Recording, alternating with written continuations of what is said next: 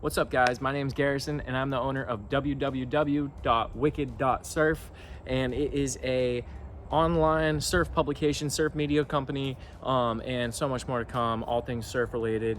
Anyways, without further ado, I'm here to show you 2 tricks, 2 tips. If you combine them together, they will take your surfing from a beginner surfer all the way up to an intermediate surfer in just one session, just like that, as soon as you can get it down. So without further ado, let's show you guys what I'm talking about. All right, so the first tip is you're gonna wanna angle your board. Here I have set up a little demonstration. This cam strap represents the wave, and basically what I'm gonna show you is how to take off at an angle so you're already going down a line, and you're basically choosing your line before you even stand up on the board.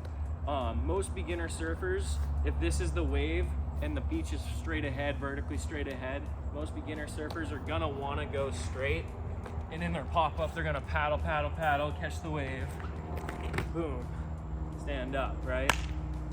Wrong. So what you're gonna wanna do, I mean, if you really wanna take this line and take your surfing to the next level, is you're gonna wanna paddle for the wave at an angle like this.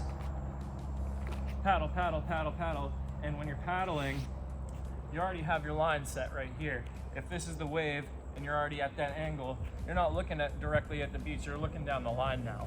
So what you're gonna do is you paddle, paddle, paddle, pop up, and you're already going straight down the line.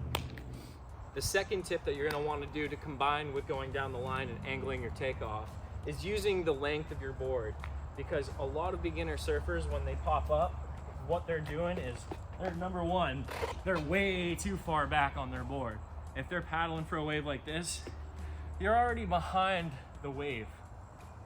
You're already setting yourself up behind the wave. You want to be on the top 2/3 of your board, I'd say. If you're on a mid-length or a long board, 2/3 of your board, angling your takeoff.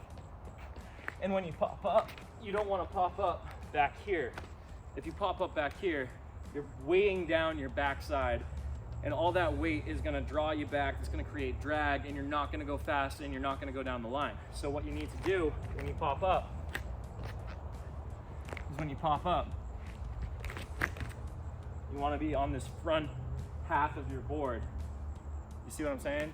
If you engage the front half of your board, you're gonna drive right down the line. You're gonna have a ton of speed. And then what you do with the back of your board is when you're ready to perform a cutback or slow down and wait for the wave to catch up to you, that's when you step back, perform your cutback, what have you. So yeah, if you combine those 2 tricks of angling your takeoff and using this front half of your board and positioning yourself to basically rocket yourself down the line, you combine those 2 things, you're gonna be set. All right, there you have it, guys. Angle your takeoffs, use the front half of the board to your advantage. You don't have to chill on the fin. Have some fun with it, experiment, use the entire length of your board, because I promise you, where you're standing on the board, it matters. It changes the speed, it changes the entire flow, the entire energy of the wave riding experience. And comment below, let me know if this has helped you. Again, thank you so much for watching. Subscribe to my channel, all that jazz. Thanks, guys. Have a great day. Again, www.wicked.surf.